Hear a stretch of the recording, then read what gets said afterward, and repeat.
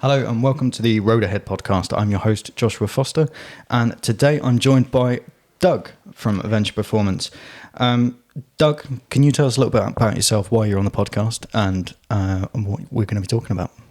Okay, so my name is Doug Coleman, and I am a sport therapist by training, and I am a bike fitting specialist. And I guess we are here to discuss the role that bike fitting has in terms of customers and consumers, and also the role it can play in the kind of bike industry, bike shop model. Brilliant. So can you, for the viewers at home that haven't met you through coming into Lavello or your coaching and your bike fitting, can you just give us a little bit about your background? You used to race and you've been involved with road cycling? Yeah, so slightly unusual history myself. But yes, I was a racer. I was tried really hard, but kind of found out how much I had, which was a moderate amount and not that much of talent.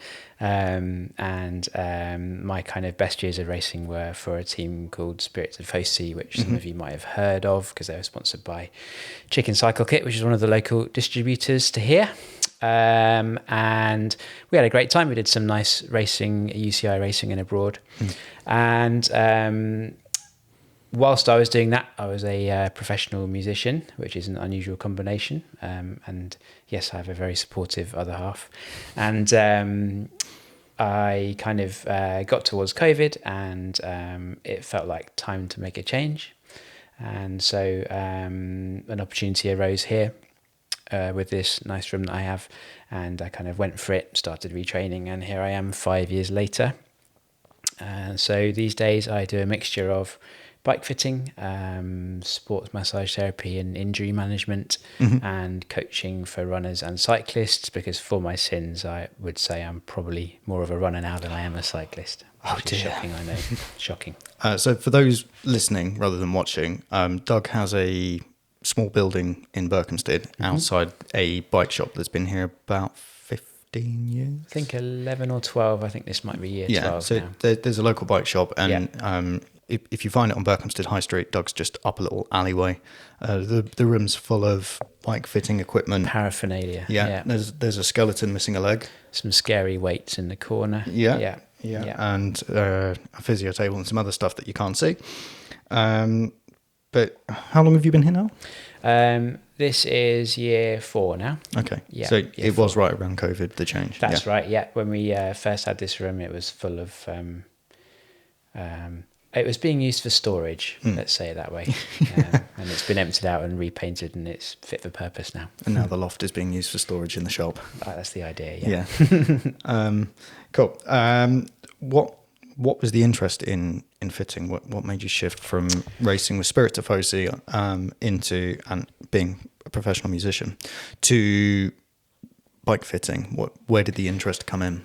So I think one of the things that happens when you spend far too long riding a bike on your own in the Chilterns, in the rain, in the wind, is you start thinking about how things feel. Yeah. And so I was always...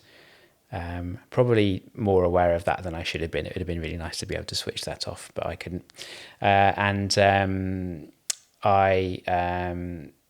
As I had started, sort of retired from racing and started running, I kind of got a bit more interested in the body and how that worked. And then when I came to my sort of career change decision, I thought, well, wouldn't it be great to learn about the body properly and see where that takes me. And because I have this experience as a cyclist, and I have seen thousands of cyclists, and I have that kind of inherent understanding, wouldn't it be great to be able to use this kind of area of interest and passion to help cyclists? And that's kind of how we've come about it, really. Brilliant. Do you think with the quantity of cyclists we have in the Chiltern Hills, from Brisbane to Burco to Chesham, all the way through, and across Britain, ever since 2012, there's been a big uptake in particularly road cycling, and particularly around here, high-end road cycling. Do you think not just those people that are out riding Whiteleaf and Ivinghoe and Bison and all of those big, hard, horrible climbs, some people find them horrible, sometimes maybe not. Do you think every cyclist, so everyone from people on shopping bikes to people on your top of the range Trek Madone. Do you think everyone should consider a bike fit before buying, before riding extensively? So I would say that the primary kind of need for bike fit, there's kind of two use occasions where it's particularly useful. Number one is kind of anything to do with a high-end bike these days. Everyone knows they're an absolute pain to adjust. You love changing headset bearings on them, I'm sure. And I'm sure every bike fitter has a story about someone who came with a brand new whatever bike with £1,000 handlebar stem that needed changing and all that sort of malarkey. So the way the industry's gone, the way the products have developed, it's becoming more and more important that at least is dealt with correctly and that you get your stack and reach of your handlebars set up pretty good, because it's very hard to change it. The other area where I think that it is particularly useful, and I think that perhaps some areas of the cycling industry might not see or be a bit kind of not blind, but it's an area that can get missed, is in new cyclists. So I have a lot of customers who they know nothing about cycling, and they just coming to me to have someone kind of hold their hand, really. And sometimes some of the session is just showing them how to change a puncture, but it doesn't really matter. But at the end of the day, they're going to be more comfortable on their bike afterwards. And that's a really valuable part of the market, I would say. In my experience, there are a lot of triathletes. That's a kind of sport which people take up later in life. They have the passion, and they've found a time in their life where maybe they have the money to invest in their sport, and they don't know anything about it, and they're just really, really glad of someone with a nice temperament and smiley face just helping them, and that's become quite a big part of my business. And I would say I enjoy that as much as I enjoy helping the kind of high-end performance-y types. The third type of client which I see a lot, which I find really interesting, is people who have persistent problems. So people who have persistent niggles or pains, or who have had a major life event injury like a hip replacement, or they've got some fused joints in their spine or ankle, or foot problems. And those are the sort of clients that I really enjoy, because it's a good challenge. Yeah. So do you feel the coaching and the bike fitting, because you offer both services? Yeah. So obviously we've come today to talk about bike fitting, sure. industry. But do you think the coaching is an aspect that, not just shops, but existing fitters could be looking at as well? You mentioned helping someone to change a puncture. Yeah. That can be something that's quite intimidating. Absolutely. Particularly if you get a new bike with super tight tubeless tyres. Or a through axle. Yeah. You've not seen one before. So I would say that in my experience, the people that have come and found me via my marketing that I've done, I'm not a kind of hook you up to a machine and do what the machine says bike fitter. I'm a kind of assess the person, and then I use a lot of their feedback. And I would say that the kind of person that comes to find me kind of appreciates that, and that's my approach. So if that's your approach, I think knowing more about other areas of cycling or sport or everything just means you can speak with maybe a bit more authority, and you can answer them questions about all sorts of things as well. So I think the more you know about more things, the better, really, to an extent, respecting that sometimes you just need to refer them to someone else. No, that's fair enough. What you mentioned, some of the more challenging, the things that you find the most satisfying to tackle. What are some of the things you see the most often? What injuries do people come in with? What fit issues do people have? What is a common thing that you see that could be easily rectified? Okay, so the issue really with the bicycle is the thing's symmetrical. And I haven't seen a symmetrical human being yet. And there's lots of reasons for that. If you've had any kind of injury in the course of your life, that's probably reflected in the way your body is now. Yeah. If you've played any kind of sport which is one-sided or rotational in one direction, so golf, tennis, squash, rowing is another good one, then there will be a story of that in your body. And so the goal, the game, is to see what can we do to help you sit on this symmetrical thing more comfortably. My personal sort of thing, which I concentrate a lot on, which I'm not sure if is how common amongst the industry general, but I kind of got a bit of a foot obsession. I was going to say something else then. Essentially, without getting kind of too into the weeds of the biomechanics, the challenge is that we live in this incredible organism that evolved over millions of years to work really well at walking. And we are then strapping these feet to these carbon fiber boards and then pedaling and expecting them to be happy. Yeah. And so many of the common issues that I see in terms of, the things like knee pain, IT band syndrome, saddle pressure. When we really get into the weeds of examining how someone's feet work, how those 33 joints in the feet move, and how their nervous system senses the pedal, if you can make a change there and turn up the amount of stability that they can feel, nervous system can feel through the feet, that can make a big difference to how stable they feel on the bike. So stability, comfort. I think with the pro peloton and pro mountain biking, everything, everyone sees like Tom Pidcock dropping off a rock garden looking super slammed. Or I can't remember who it was. It might have been Caleb Ewan had that ridiculous stem on one year for sprinting. It was like minus 17, 130 mil stem. So that's like very negative, very long.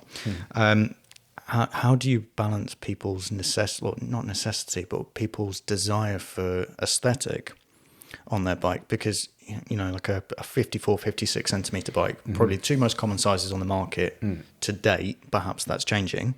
Yeah. They look like a bicycle.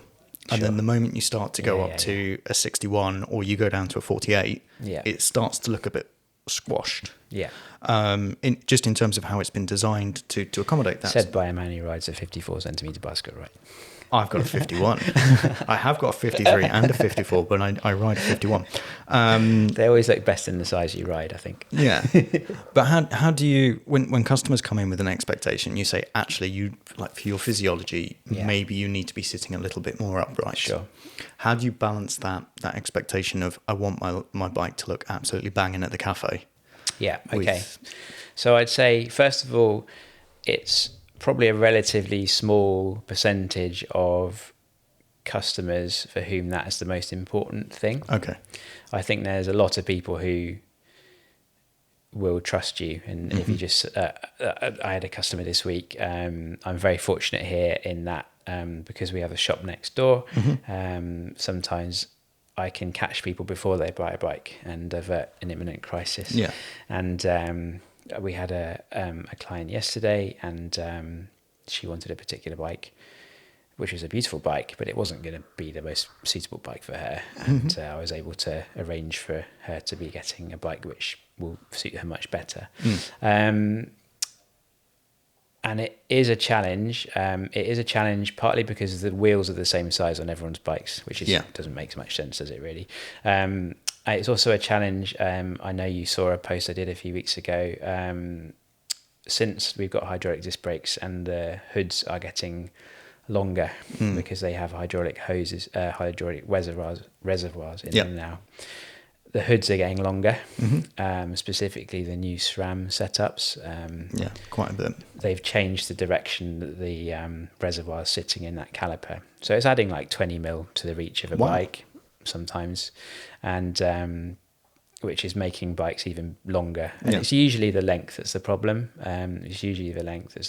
So there are ways around it. If I have someone who is particularly inflexible or I think might struggle on a road bike, often that's the sort of person that we'll talk to about maybe going down the kind of sporty gravel bike route.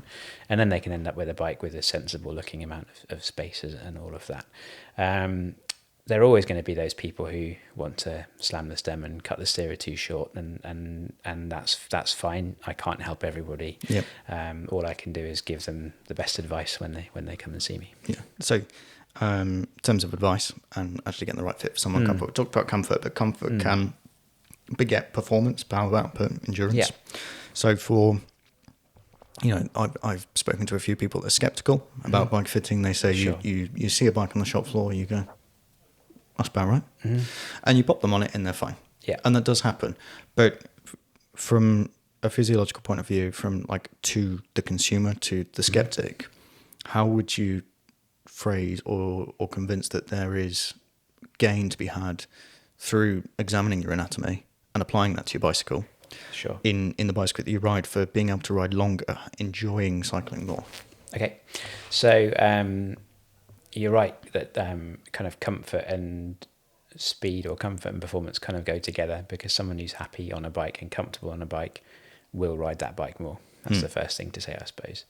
The second thing, I quite often use the analogy of when you sit on a chair, a comfy chair, the comfy chair conforms to your anatomy, and that's what makes it comfortable. Why wouldn't you want your bike to do the same thing? That's another nice way of thinking about it.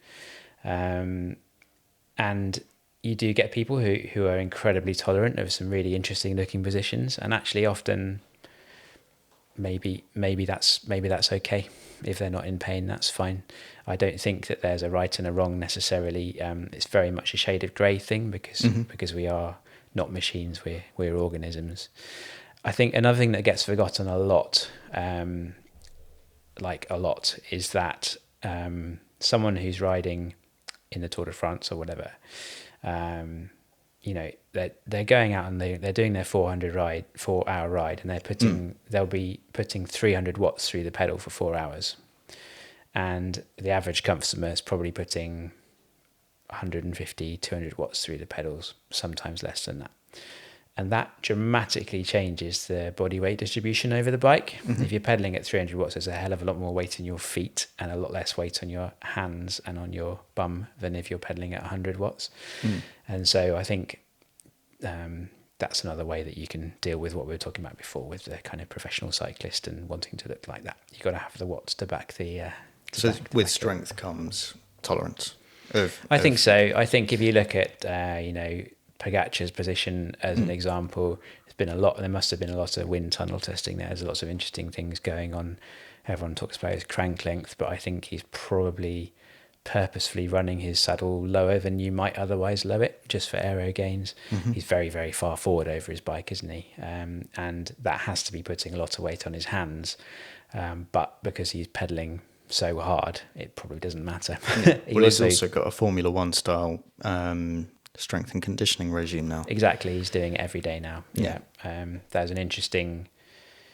I think they basically saw that over the years of their career, cyclists were losing the ability to produce consistently high amounts of torque. So as they went from being kids, where they were kind of naturally strong and elastic and they just rode their bikes, they were becoming less good at producing torque.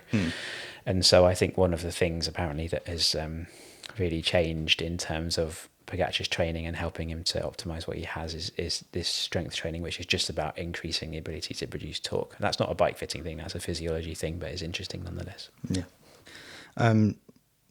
Let's continue on before we go down a rabbit hole of Pogacar, because there's just so much to unpack there with all of that. Are there any common myths you'd like to dispel about bike fitting? Because we said about skeptics, and you mentioned sometimes people think about this, sometimes people think about that.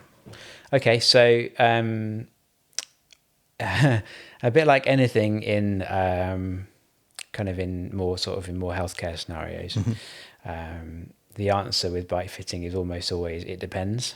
Okay. And so there's all these formulas about saddle height and stuff like that, and the answer is always it depends. So the nice thing with the retool bike that's behind you, quite often, especially if it's a new cyclist, but sometimes if someone has something that I want to demonstrate to them without explaining to them and just show them quickly, I just put them on that and I put the saddle too high, and then I say, well, start putting it down. Tell me when it feels like it's not too high anymore, and then tell me when it feels cramped, and we find somewhere in the middle. And then straight away they know exactly what that feels like when the saddle's too high and when the saddle's too low. And for some people, to get them feeling their hamstrings engaging and all that, the saddle needs to be super, super low to get that. And it ends up thinking, my word, that looks really strange, but they feel the right things and their body weight is distributed in the right way. There's no kind of hard and fast. People's bodies are so incredibly different.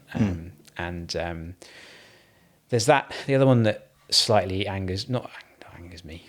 This is the one that I come across a lot is the handlebar width thing. That it's got to be the same width as your shoulders. Have you ever seen a mountain bike? Yeah. So essentially, I think as long as the reach of the frame is appropriate for the width of the handlebars, if the reach of a frame and the reach of the setup is appropriate for the rider, the width of the handlebars is kind of incidental. Obviously, there's many performance reasons that they're going for very narrow handlebars now, and it is a trick that we can use if a rider has bought a frame with too much reach, then we can put narrower handlebars on to help shrink the reach. But essentially, it doesn't really matter how wide your shoulders are as long as it works. It's fine. Yeah. I mean, I was test riding a customer bikes the other day, and they had these what was it like? You remember these old sort of like jagged bars? So there's not like the smooth RHM bars that you get from Data, like an anatomic drop thing. Yeah, but more like a big bike shop special kind of thing. Yeah, okay. So that was like, I don't know, 44 centimeters wide. Yeah. But it felt like my arms were really far. Yeah. But I'm used to riding a 40 center to center. Yeah. Center to center by all my bikes. Yeah, exactly. And so that's how I feel it. And I think from a performance perspective these days, why would you leave those watts on the table? So, and actually, the younger, it almost seems like the younger the racer that I have come in, the narrower their bars are. I don't know where it stops really. But certainly I've seen 36 centimetre handlebars in here. No, I went down to 38. Times. It was uncomfortable. I found that too. I found I couldn't get my chest to, you know, when your lungs aren't just pulling in enough air. I found I was constricting my... That's all it felt like I was restricting my airways. The biggest example of that, I know he doesn't race anymore, but you'll be able to find a picture of him, is if you just look at Ed Clancy. So Ed Clancy, unbelievable rider, and still quite present in the cycling community now. Yeah. Very, very broad shoulders. And because he grew up racing on the track where you ride narrow handlebars, he was always on 38s when he was racing.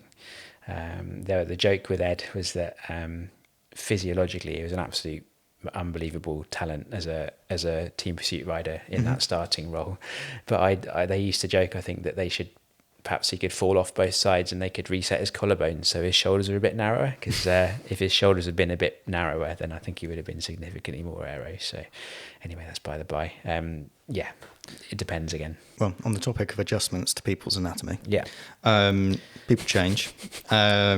Over time, I have gotten fatter and less flexible from when I was racing. I was back in my day. How often should someone revisit their fit? Is it something that you should be doing, like, you know, you can do an annual blood test and pick up for this, that and the other, and pick up on key health markers. How often should you be getting a professional to look at your fit just as a cursory glance over?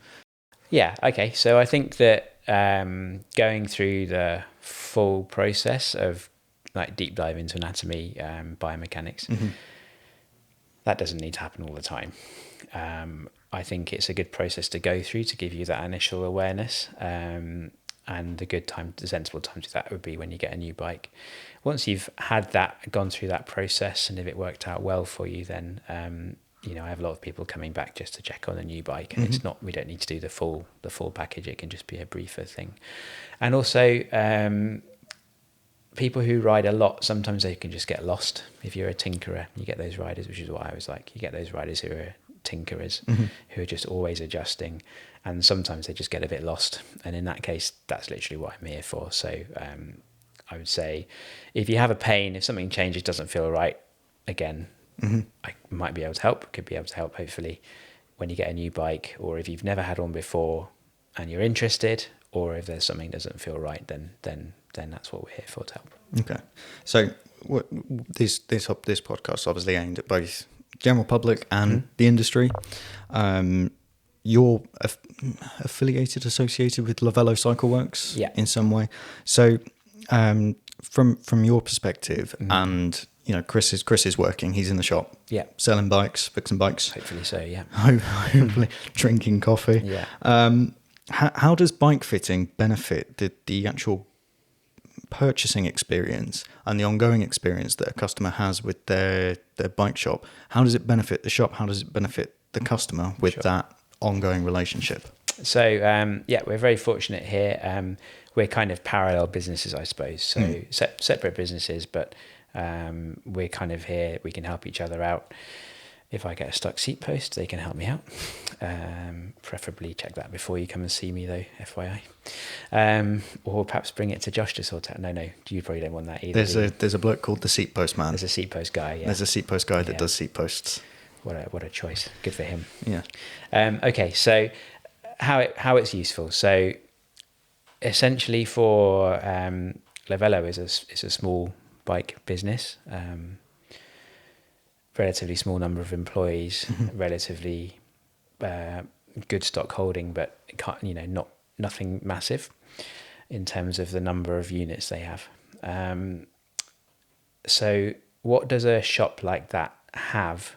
What can they do that differentiates them from big bike, from a Trek concept store or a Specialized or whatever?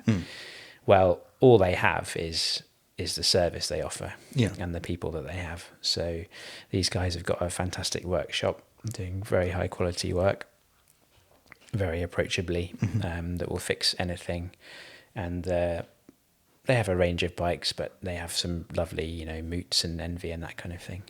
And so selling a bike like that at that level, without having the kind of wraparound of being able to make sure it fits the person properly, is, I think, puts you as a disadvantage as a bike shop. I think if you have access to someone who can help you through that process, you're going to waste less money. You're going to end up ordering the right handlebar and stem in the first place. Crank length is the thing of the moment after Jonas's 150mm cranks at Volta Algarve the other day. They'll be out of stock forever, won't they? Perhaps we can have a chat about Who later. was making those? It wasn't Shimano, was it? They are SRAM cranks. They're SRAM cranks. I think they say they're rival. Well, they're like aluminium. They're forged, so they're probably rival level cranks. So they were. Was it Absolute Black that was doing super short crank lengths before? It could be. Yeah. I mean, Rotor are always the go-to for that might have been it. Yeah, Rotor. So I think it's in the local area. I think this shop is known for having a really good quality workshop, and then for being somewhere where you can. People just come wanting to be looked after and knowing that they're being given solid advice and that they're spending the money on the right thing, and therefore they are happier to spend a bit more than they would spend if they bought their bike from Big Bike. So that's the kind of way to go. We were talking about this before we started recording, that the model that seems to be evolving for the bike industry is these kind of mixed service businesses with a bit of retail for the smaller businesses, as opposed to just retail. It's a very, very tough market, and I think this is one of the key ways you can differentiate. And I think it's really important, the difference between just having a staff member that does bike fitting to somebody who has the kind of other kind of more kind of healthcare background. I think that's a bit of a differentiator for these guys. Yeah. What are the disadvantages? You spoke about Big Bike, so we're not going to name any names. Apart from anything else, I've worked for some of the big names and don't want to get told off. What are some of the disadvantages of going into a large retail store and picking out the bike that you think is about the right size? But so we talked about some bikes coming with wide handlebars or the wrong saddle. Yeah. What are the risks and disadvantages to selling a bike without a fit in this day and age? So it's worth noting that a lot of these kind of concept stores do have a precision Freudian slip, provision for fitting bikes, and they'll have a little studio there, and they'll have a retail system and blah, blah, blah. But it's worth saying that the illusion of precision which those machines give, or the impression of precision that those machines give, it doesn't really, it's not the same thing as kind of understanding the underlying reasons as to why something is like it is. So that's that for sure. I think that the biggest issue is that it's the motivation of the person that's selling you the bike. Yeah. So you need to be sure when you buy a bike that the motivation of that person is that they are trying to sell you the right bike rather than just trying to sell you a bike. Well, I've worked for people that have said, we won't pay you commission because we don't want you to sell on demand. We want you to sell the right product. Yeah. And you can see how they have that pressure, right? Because they have to clear the stock. They have to order their bikes months in advance. They have to choose the size they're ordering. It might not be the right size. There's lots of different colours. So you can see how that's a real pressure for the bike, for businesses. But you just need to be comfortable. It's a big investment. You need to be comfortable when you buy a bike that you are sure it's right. And that's kind of what people like me are here for, is just to help you. You know, the percentage cost of my services, or a bike fitter's services anywhere, compared with the cost of the bikes that that people buy now. Because what's the average price of a performance road bike? It's got to be 3,000, 4,000. Like mid-range road bike is at least 4K, isn't it now? Yeah. Well, the average bike fits £200 to £300. So. Your handlebars are more than that now. Exactly. If you get the wrong ones. Yeah. And it's a Pinarello. All integrated. Yeah, it's just, yeah. Find my place.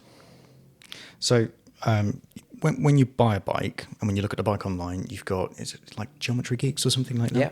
There's Geometry Geeks, there's advertising for what the measurements on the bike are. Yeah.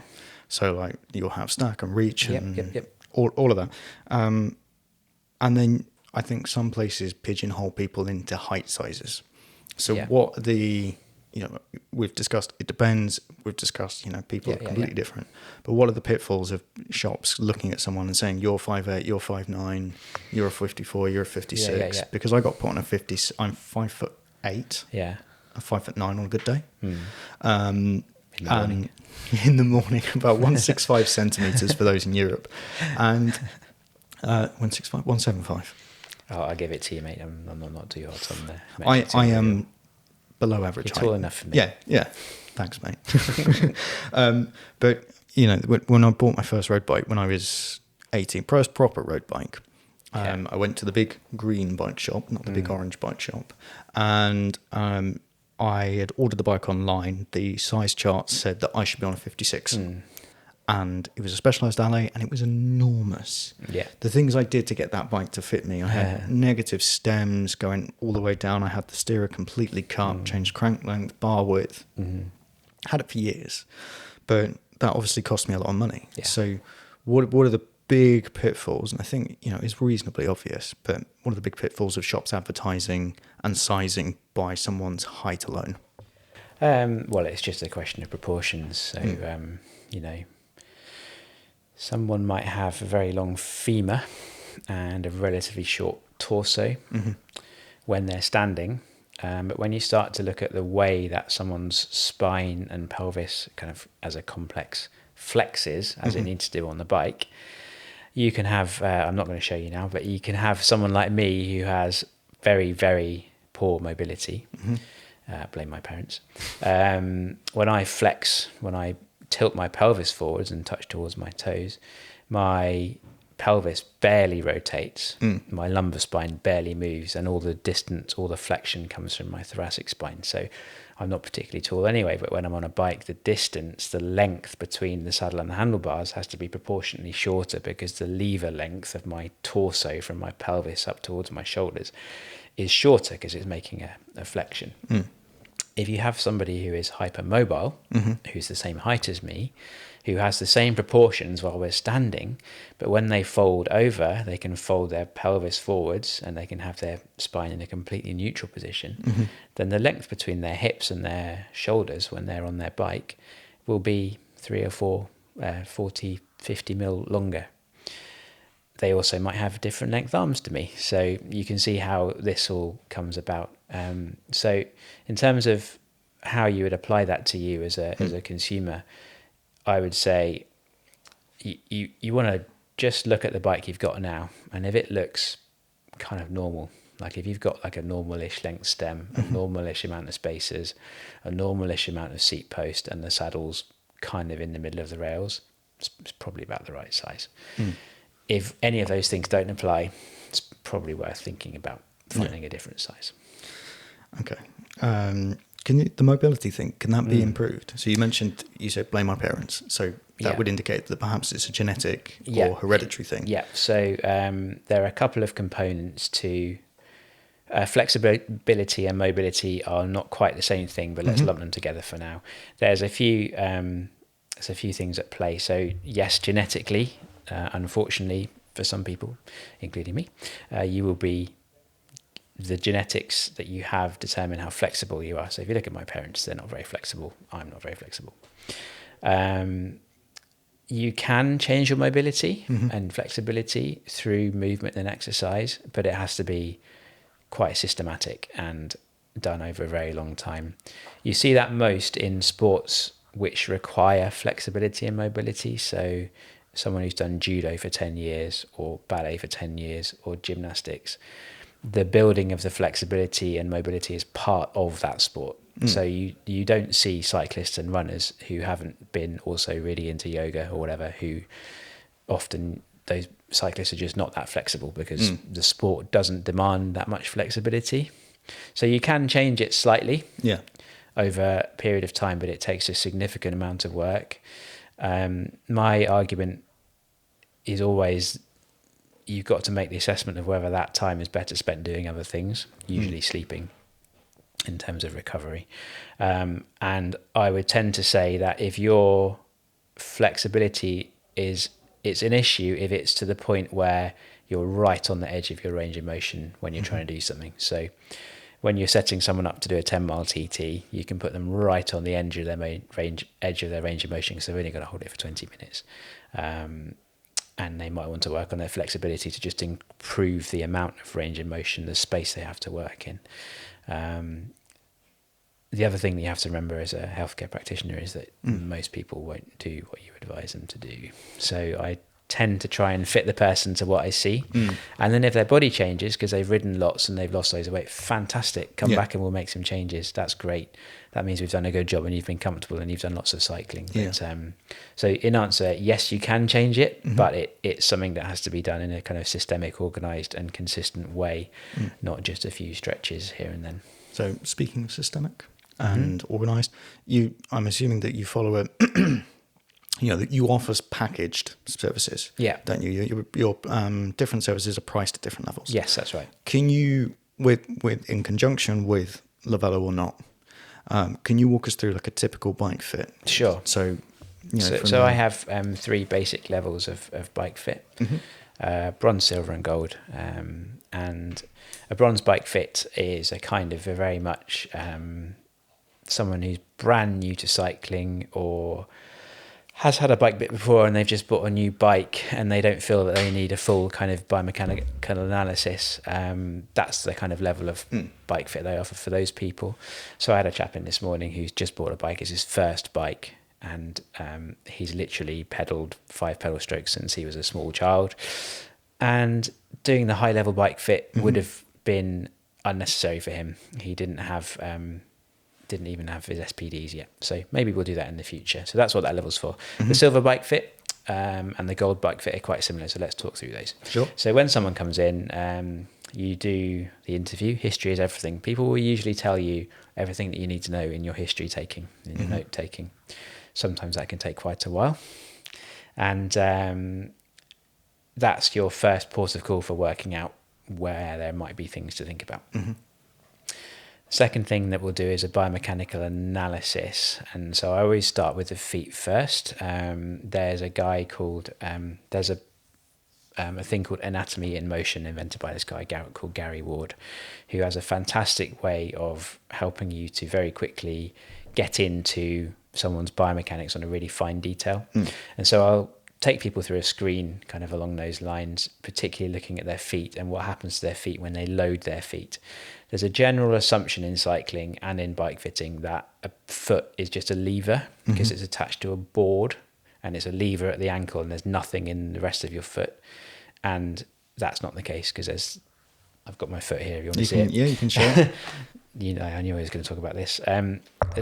There's 33 joints here, right? So there's all of that movement. So every time you pedal, there's some movement there. Yeah. Okay. Some people, when you ask them to load their foot, they won't be putting any weight into the ground through the big toe joint, through the inside of their foot there. You get them on the bike, when they're pedaling, everything drops to the inside. Everyone's seen a cyclist doing that, haven't they? And if you just put a bit of support under the inside of their foot, their nervous system can tell, oh, there's something there. We've got something to push against. We don't have to go fishing around for it. And then all of a sudden everything gets a bit more solid for them. So the feet are really key. You can tell a lot by someone's feet. You can tell, what sort of shoes might work for them, all sort of things like that. After that, we'll do, you can tell which side you end up. People think you're a magician because you go, oh, you're right-footed, aren't you? But you can just tell by the way they're standing there. That's a little secret. Generally, then we'll check range of motion in hips and all that sort of thing. And if they have an injury, we'll do an assessment of the injury as well, to see what's going on. And so by the time they get on the bike, we're an hour in and we've got a pretty good idea of what we might be seeing in terms of, are their legs the same length, all that sort of thing. We'll know what side the dominant side is. And the reason that's important for bike fitting is because it's like 50% is the machine and fitting it to the person, but then 50% of it is just the way the person is. So, if you've got someone who was a pro rower and they rowed at the Olympics and they spent 10 years of their life rowing with an oar on their left-hand side, there is no way on earth they are ever going to sit symmetrically on a bike. Yeah. And that's completely fine if they're not in pain. So it kind of gives you a way of setting up expectations and all of that. Get them on the bike. I don't use cameras because I like to use mirrors. So I have a mirror in the front of the bike, a mirror on the side of the bike that they can see themselves pedaling in. And then we use a lot of feedback from them. What do you feel? Which muscles do you feel working when you do this? Can you move your hands without propping yourself up? How do your feet feel? Can you feel that contact patch I've just explained to you? Go through that process, and then the final thing is just to give them a measurement of it so they know where they are. And then really importantly, because things will always crop up that you don't necessarily see, I've got one of these Wahoo trainers that you just jam the front wheel in, so the bike moves quite a lot, but it's very, very different from the way that they move when they're outside.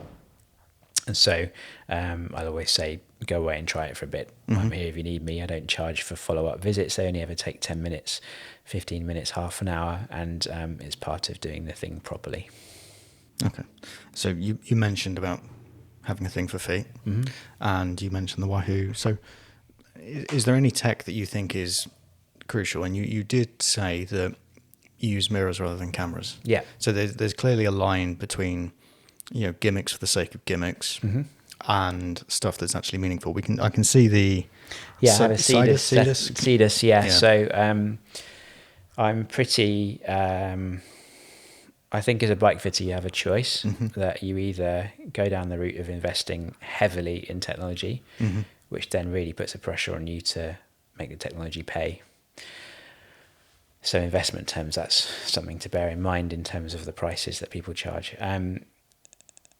I'm much more down the let's focus on the body and let's understand the body really well, and then let's let that lead us to the answer. So the only other than things like a fitting jig, which are just useful things to have, the only thing which I have invested in terms of the kind of finished product for customers is a footbed machine. So I've gone for the Cedus system, which you can see down there. I really like it because you basically stand someone on a vacuum pad and you create an insole. And the idea is that it does different things for different people, right? Okay. So if you're someone who has a very mobile foot, then we can use it to help create a bit more stability. If you're someone who has a very rigid foot, a very high arch perhaps, we can use it to distribute the pressure under your foot much more evenly. And if you have a need for any kind of extra ramps or metatarsal domes or anything in there, we can build that into the system. And so it is something, that's the only thing that I recommend, because it just is best practice. If we go back to our saddle analogy, when you sit on the saddle, it has an element of conforming to the shape of your sit bones. When you stand on a pedal, when you stand on a shoe, it's kind of a flat board. Why wouldn't you want that to match the bottom of your feet? I was skeptical about it myself. I never had those when I was racing. And the guy who, the rep for CDES came to see me, made me a pair, and I was like, oh, why didn't I have this? This is so much better. They're £140, so in cycling terms, it's not a huge investment for the amount of comfort that you get from it. But we've been able to come to some really good solutions and help some people with, really kind of quite chronic discomfort issues with the CDES footbed. So I'm a big fan of those as a product. No, and it's really interesting to see. Do they come in different densities, or is it they just do it to the form of your foot? The blank, there are many different types of blank that you can buy. So I can get you a merino wool one for the winter. There are flexible ones for walking and running. There are thick ones for ski boots, and then there are some really lightweight ones. The ones that the Astana guys have got in their shoes are very lightweight. So it's beyond just cycling. Yeah. So I tend to, for cyclists, they're a great thing. For people with some conditions, walking and running wise, it can be useful to offload certain parts of the foot and try and change the way the force is traveling through their body. So it is a tool that I use in my other clinical work as well. Okay. So you mentioned different disciplines for the footbeds.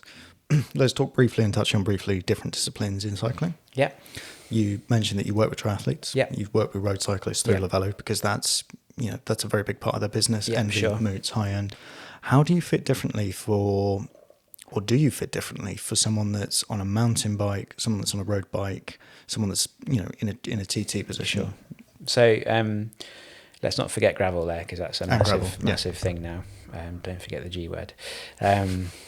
So I would describe this best as a spectrum. At one end of the spectrum, you have aerodynamic performance and power delivery, and at the other end of the spectrum, you have handling performance. So you obviously have a time trial bike, horrendous to ride around corners, lethal down a hill, but really, really quick for a few miles. Yeah. So you have your track bikes and time trial bikes at one end of the spectrum, where you're favouring the aerodynamics and the ability to produce torque and put the power down at one end of the spectrum. I don't do aero testing here. There are other places that people can go who are fantastic at that. But if it's a cyclist who doesn't want to go down that route, doesn't want to go down the wind tunnel, I can teach them the basics of what the aero tuck looks like and ways of distributing their weight, and we can make sure that they can pedal efficiently in what looks like it's going to be as comfortable as possible. Yeah. If we step from track bikes and time trial bikes, we get towards road bikes, where the ability to handle them is a bit more important and you spend a lot longer on them. But depending on the level of cyclist, you've still got the aerodynamic concerns. So we've got the current trends of riders are getting further and further forwards at the hips, and the stems are getting longer and longer, and the cranks are getting shorter and shorter. Gravel bikes, next step across, need a bit more ability to handle the bike well. So it's more important that the weight is distributed well between the wheels, not so aggressively towards the front. We want our hands a bit closer to us, so we've got a bit more leeway to deal with the random direction selection that happens, especially if you're trying to ride through Chiltern mud. We want to make sure the drops are accessible and you can reach those brake levers in the drops, because that's what you're going to be hanging on to for grim death when you've overcommitted on a mountain bike trail. Next step across, full on mountain bike. XC bikes. It's really interesting what's happening in mountain bikes, because since the invention of the dropper post, you see a lot of mountain bikers riding around with really high saddle heights, and they've got such steep seat angles as well, that I kind of think that in a way the mountain bike market has kind of gone so far away from just comfortable pedaling, because it's not really about that. to a lot of mountain bikers now, I don't think. That is quite interesting when I have scenarios like someone's preparing for Cape Epic or that kind of thing. Or I had a guy with one of those Mason ISO, so drop bar mountain bike, with a really quite steep seat angle, and it was really difficult to get his body weight position correctly over the bike. We couldn't get him far enough back at the saddle because it had a really steep seat angle, but it was on a drop down. Anyway, interesting thing. But so essentially, the farther towards the mountain bike you get, the more important handling and body weight distribution is over pedaling efficiency, and then with the further towards the performance end you get, the more important aerodynamics and pedaling efficiency is. Okay. Have you ever had someone across any of those categories? Have you ever had someone come in and you've just had to apologise and say, I can't fit you to this bike? It's. I have, yeah.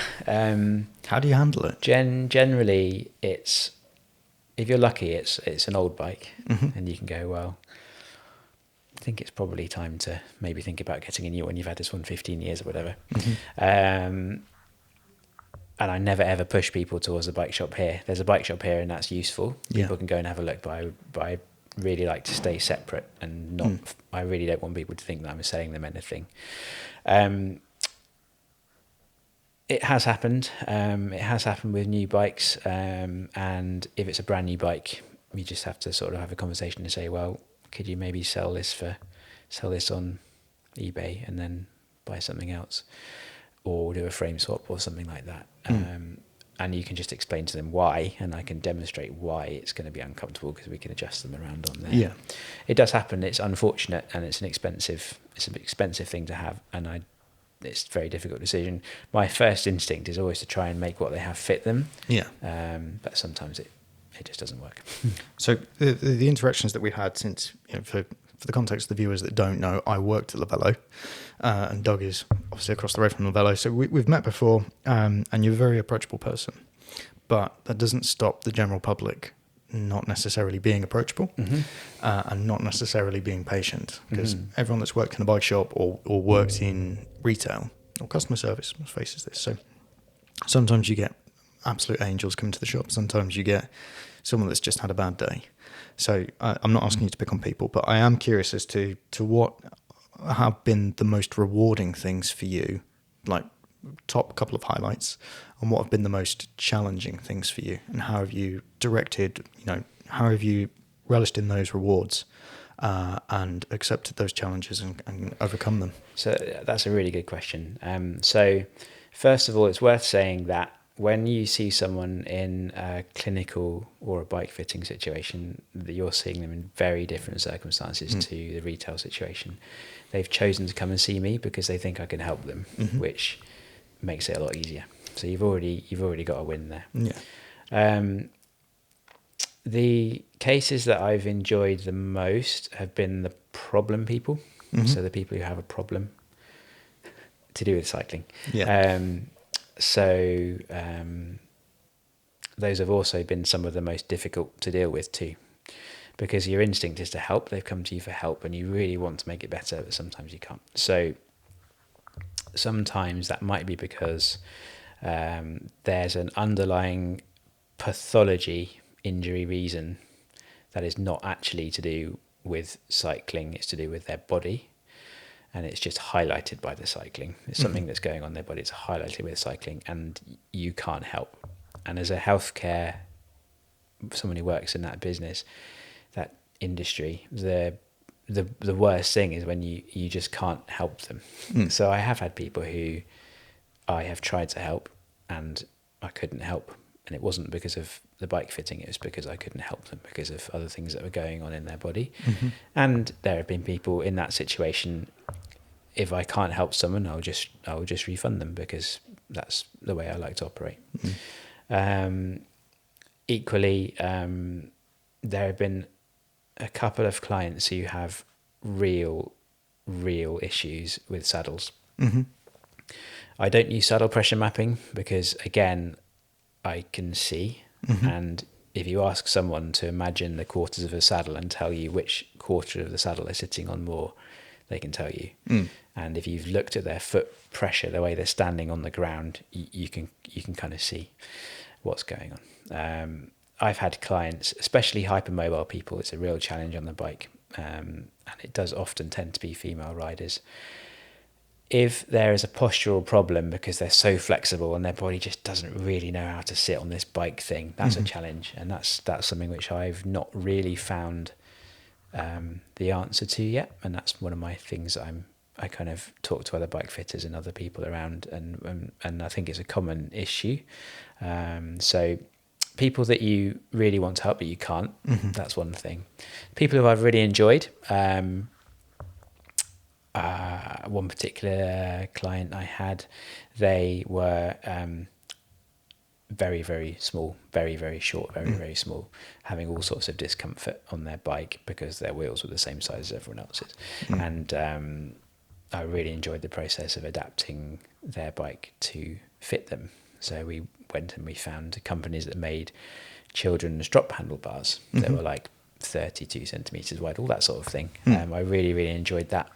And people who come in pain, who you can help, and they go away and they send you a message 6 weeks later or whatever saying, feel so much better. Every time you get that, then you think, oh, that's good. We're doing the right thing here. How do you approach that? You mentioned about fitting someone that's particularly small. How do you approach the research for that? Because I know of a couple of places, I think it's called Kids Racing, and they do special cassettes. Yeah. Because they used to order them from Mica in Italy in specific sizes. Well, that's how you pronounce it. This is how I was told it's pronounced, and I work for I like Chicken. it. We'll go with that. Mica wheels. Yeah. So they'll order specific cassette sizes or chaining sizes. The cassettes they custom stack up so that they're not too great because for those not familiar with British cycling racing, children's junior riders race gear ratios are restricted. For youths, but not for juniors anymore. I understand. Yeah.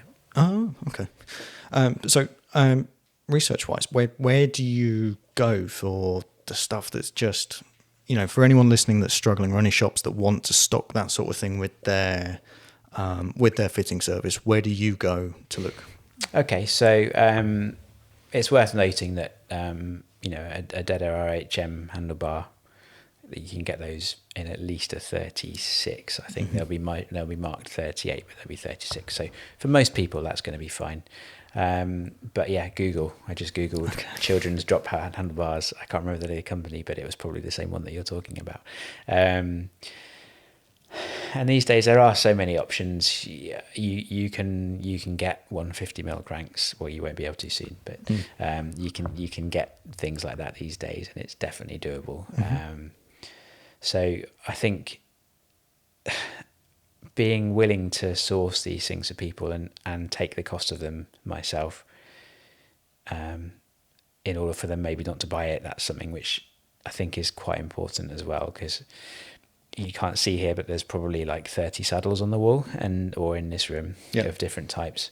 Sometimes I don't have the right saddle, but I say to people, I have enough saddles here that we can work out what sort of thing will work for you. And then I can always order the right thing. I'm very fortunate in a way. Part of the arrangement that we have, although they don't belong to me, they belong to the shop. So I'm very fortunate in that respect. But just being open-minded and just keeping an eye on what's out there and trying to work out what's a gimmick and what might actually be useful for people is quite a big deal. 3D printed saddles, gimmick, not gimmick? I have one. You've got one? Yeah, I have one on my bike. I can't reach it without. Yeah. One of the physique ones over there. I was sceptical. Tried it, and it was expensive. It was an expensive try because I ended up buying it. I see what they're doing. The sort of density zoning is interesting. They end up feeling very soft, but also supportive, which is unusual because traditionally we would have associated a soft feeling saddle with chafing, wouldn't we? But that's not the case. I think they can be great. Some people love them, some people hate them. Not tried it on my gravel bike yet. It might be interesting to fill it with mud and see what happens. And potentially some abrasion or like tearing things if you fall off. I've seen a couple that have torn, but probably a minor issue. Probably would have damaged any saddle, that kind of crash. The other, just talking about saddles, I suppose the other brand which I have here, which are really useful in some situations, are the SQ Labs saddles, which have got like a ridge on the back of them and then a kind of a hollow at the front. And some people, there's a couple over there. Some people who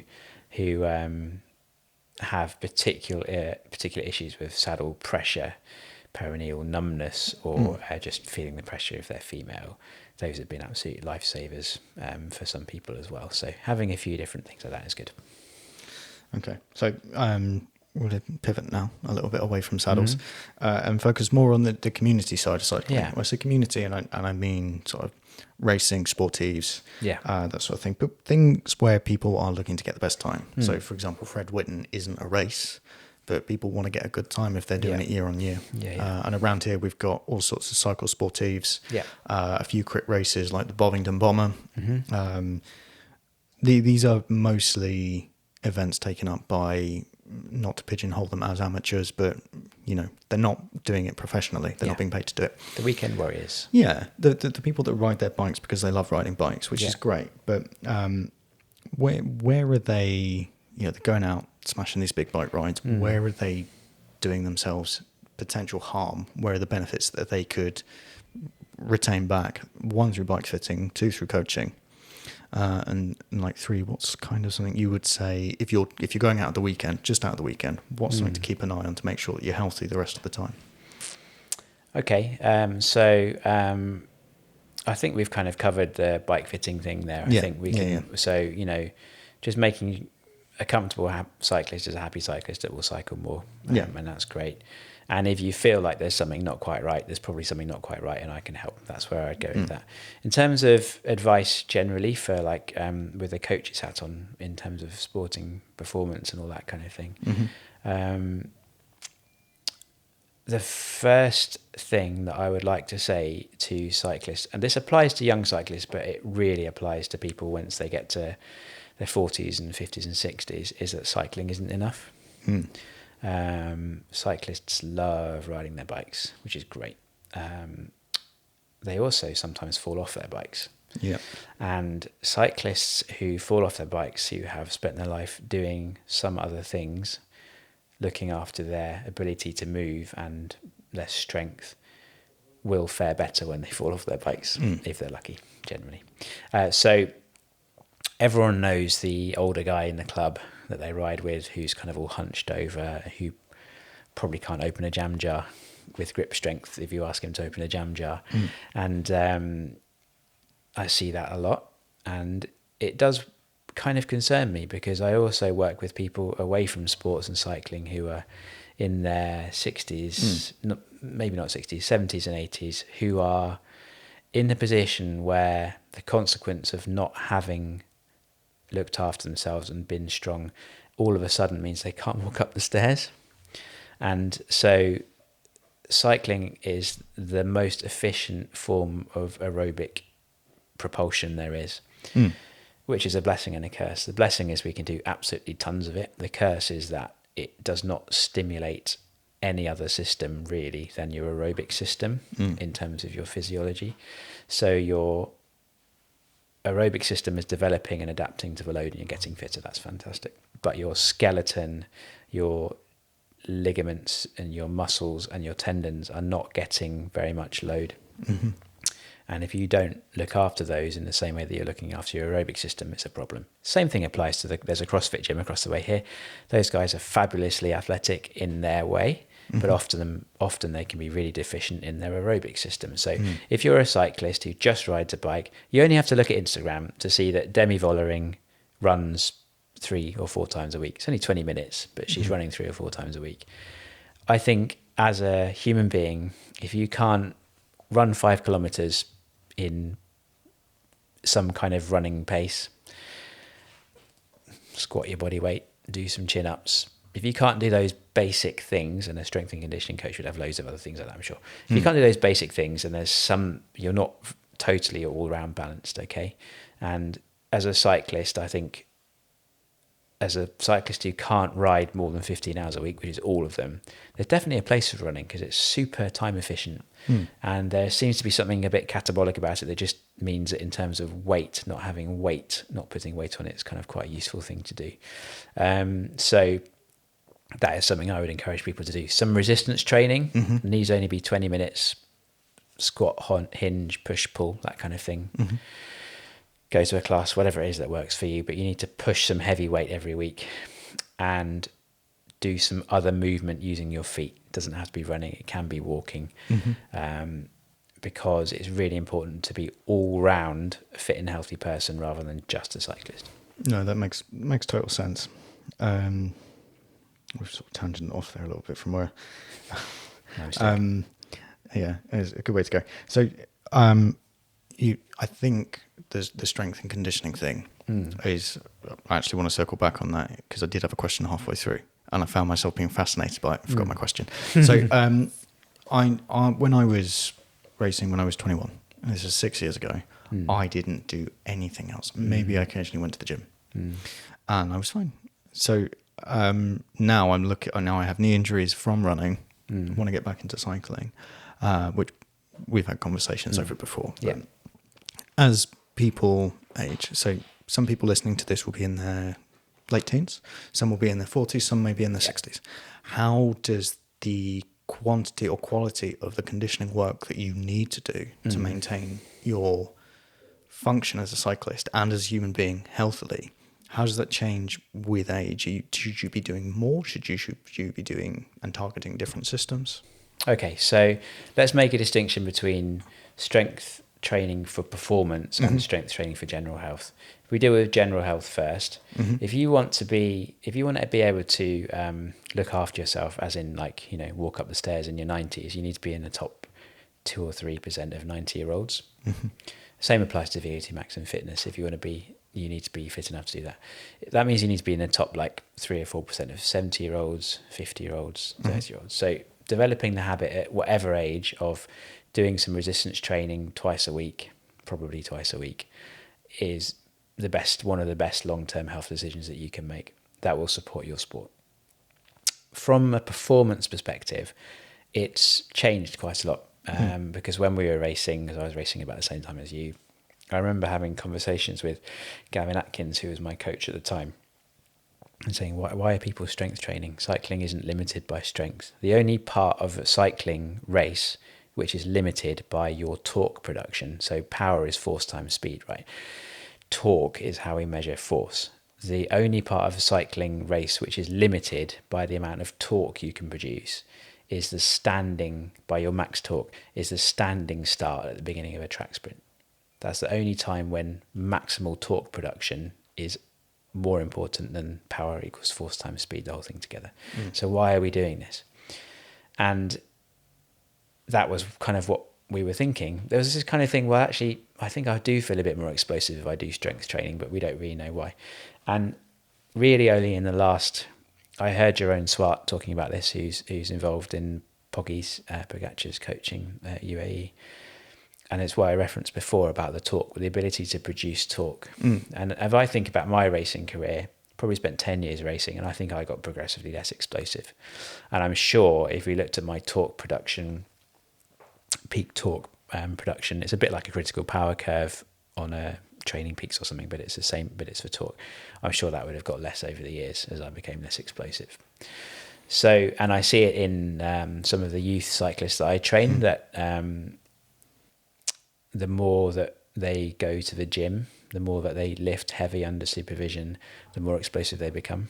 And the less that they train, the less explosive that they become. So I think as a racer, you want to do the weightlifting just to help you with your maximum torque production, i.e.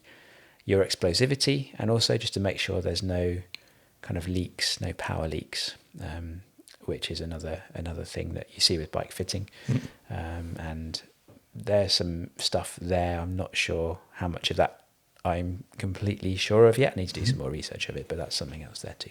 So with yourself and racing and bike fitting, you fitted numerous other people. How do you fit yourself? Interesting. Well, that's what the mirrors are for. Oh, okay. I think that someone who's ridden a bike a long time, you're going to inherently have a fairly good sense of what's right and what's wrong. But genuinely, if I'm struggling to sort something out on the new bike, I'll just put myself on the turbo trainer thing there and just tinker around until I get the feeling that I want, which is a certain amount of weight distribution here, a certain amount of leg extension, and there's a feeling that you get to know that feeling over time. And the more you've cycled, the more you'll know that feeling as well. Sometimes a bike fit is just helping someone to learn what they're supposed to feel, so that they can then know whether it's right or wrong themselves in the future. So what is your current setup? What bike is your daily at the moment? Well, I don't ride as much as I used to. I'm mostly a gravel rider these days. Chilton's is fab for it, and I don't mind a bit of mud plugging. If you're only riding a couple of times a week, it's not so bad. So I have a very extravagant gravel bike. I've got a big birthday coming up, and it appeared at Christmas, and so I have a Moots gravel bike, which was a massive shock. And that's it. I never have to buy another bike again. And then my road bike, I've actually got a Specialized Alley Sprint at the moment. Every Specialized I've ridden, they've just handled properly. And it's just a good bike. I was really fortunate when I was racing. We had some fantastic bikes, and I had some not so fantastic bikes, and it's a good one, and I enjoy it. So yeah, that's that. Those are my bikes. No, really good. I didn't know you got the Moots. Yeah, that's a very nice purchase. Massive shock. Yeah. Okay, so Moots. I'm assuming you got it from the shop. So let's talk about Lavello for a second. Yeah, sure. We're mostly focusing on venture performance, but obviously you do quite a lot of work with them. Yeah. So how do you said you don't push people to them? Yeah. Which is, I think that's a really balanced approach and a really good approach to take, because some people, they just want that particular bike. Yeah. Like I really want one of these anodized Riley titanium frames. Do you? Yeah, I think they look mint, and I lived in Brighton, so yeah, fair play. It's nice and local. Yeah. But how do you go about recommending bikes on fit? If someone you said that you had a client recently, was it this morning, brand new to cycling? Yeah. First few pedal strokes. So if you're doing an assessment where someone hasn't bought a bike, but they just want to get into it. Yeah. Where do you go with the brands you have on offer from Lavello? Yeah. And the brands that you know are out in the market? Yeah. Where do you go once you fit someone? Okay, so the first thing is to get the kind of stack and reach, the handlebar stack and reach that they need. So I've got an adjustable rig there that we can use to do that with.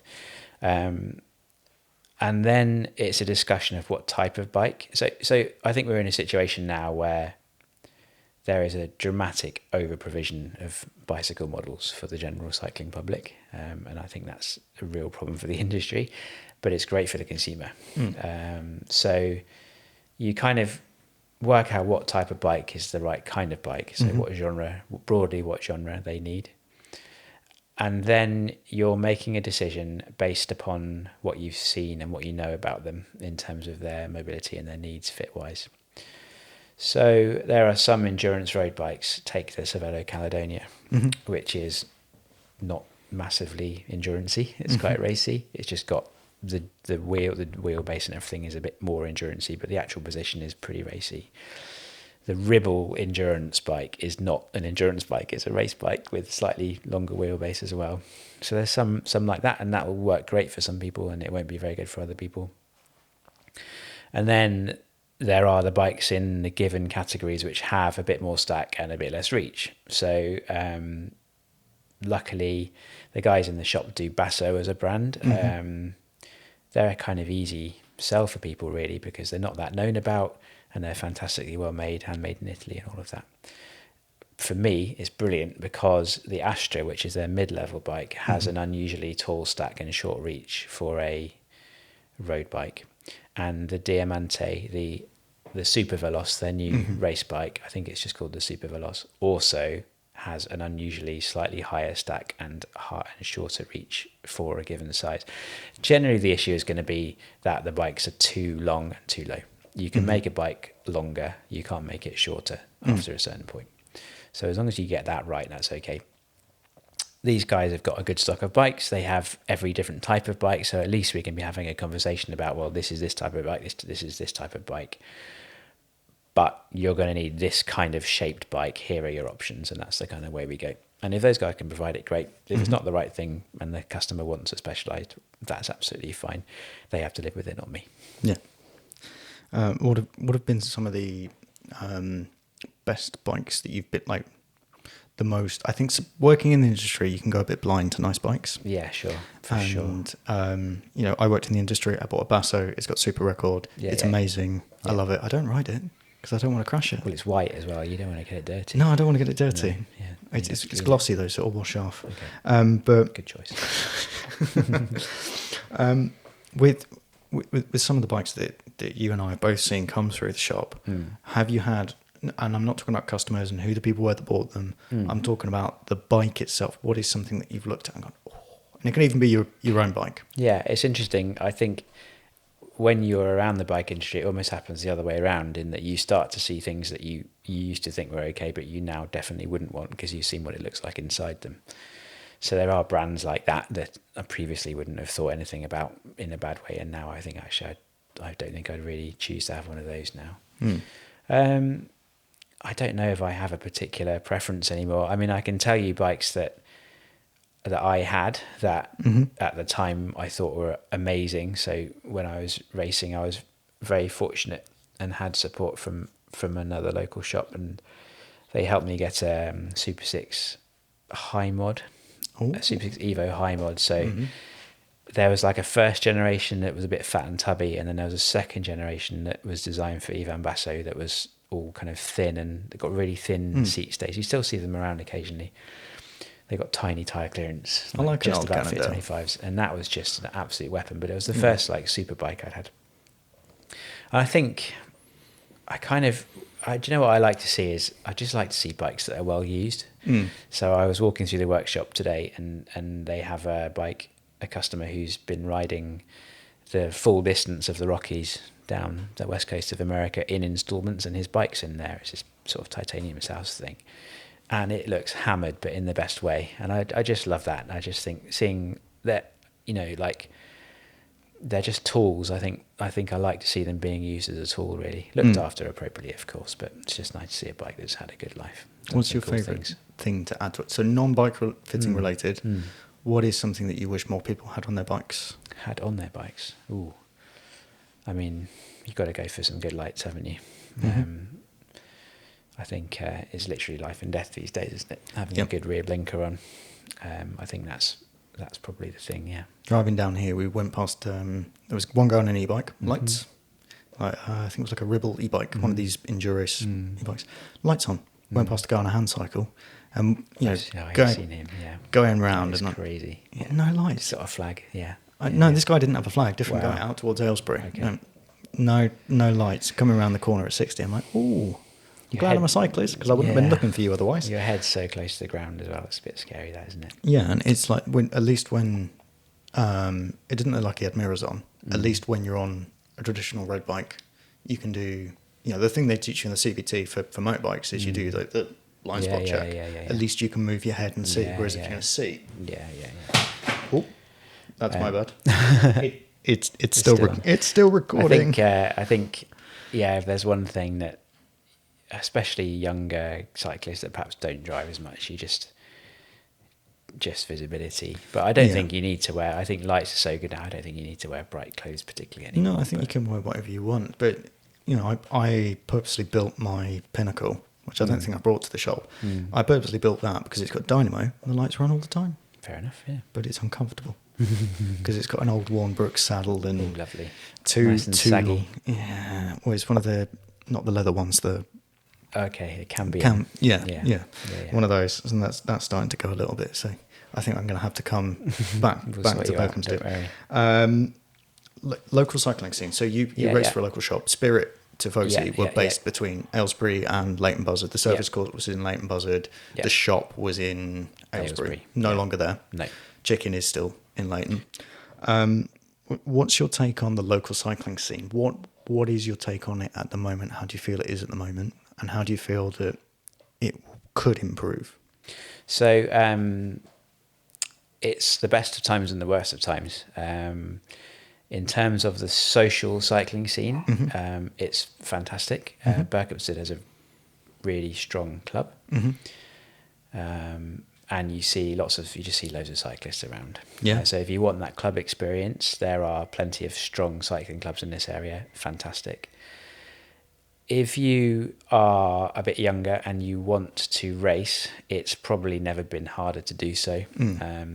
And the commitment to do it, the danger, the cost, the time commitment, it's hard. And I find that quite sad that people, you know, if you and I were 16, 17 now, or 15, 16, if we didn't have parents that really knew what this thing was and were able to support us financially and time wise, we wouldn't be doing it. No, I saw that at the cross. Every, you know, there's a really good junior scene being supported by a lot of clubs like Claydon CC and Verulam CC over in St Albans. They've got quite good junior scenes, and I think they've both got junior race squads. I might be wrong. Yeah, youth and junior.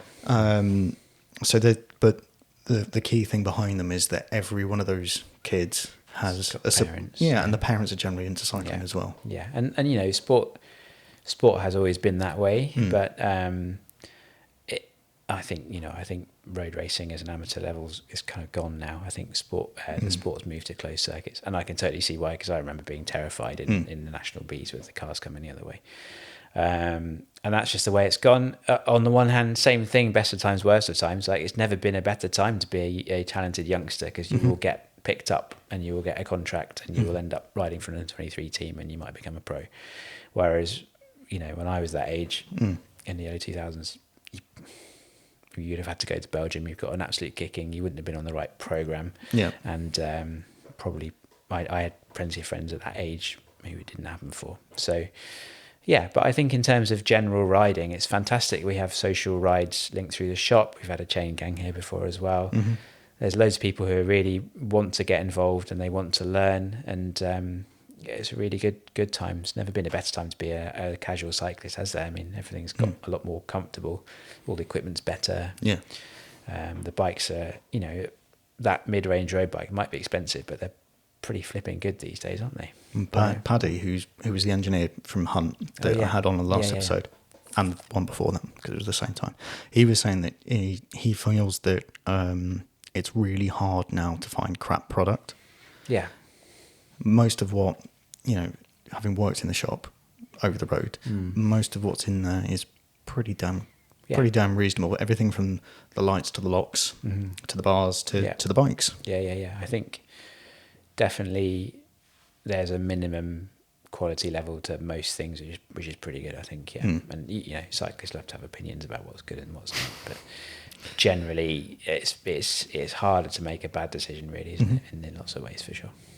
Right, so we've been talking for a while. I have not been checking my watch, so I don't know how long. So this could be 30 minutes, this could be an hour and 30 minutes, we'll see.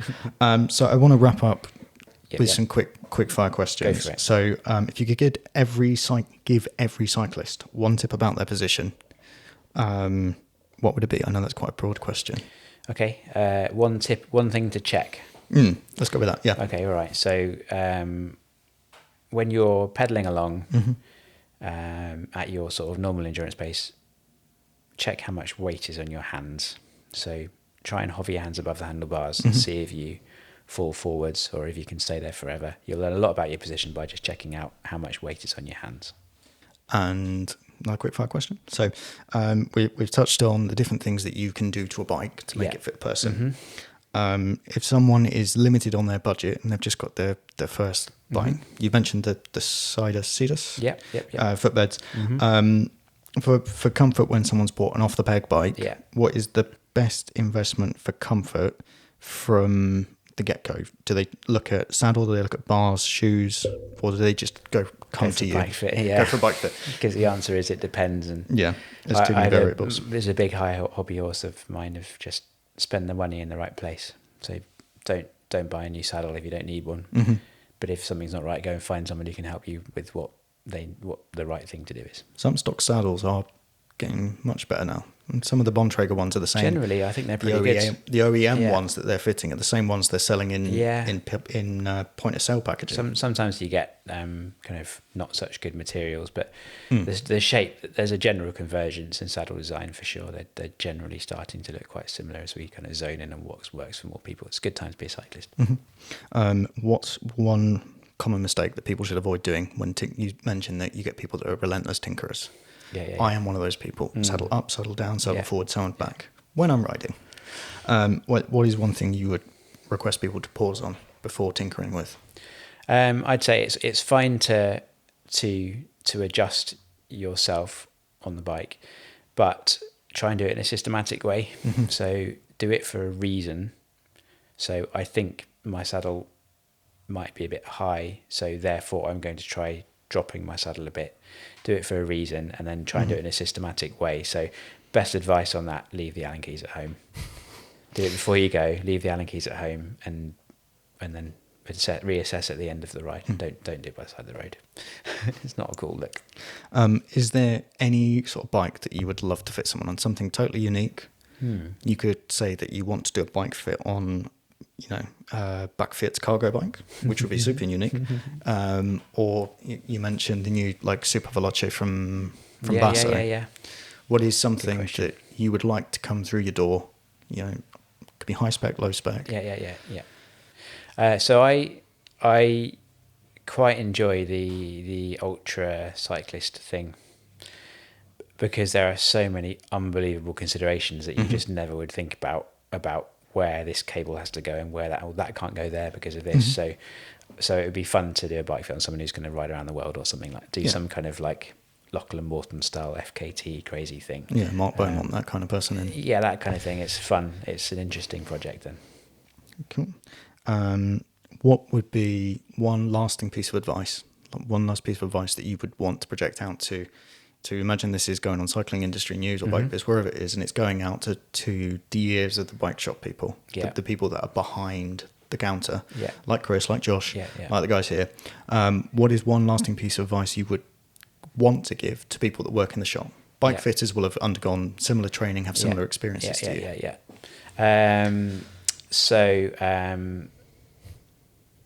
Just make sure it's going to fit them, I guess.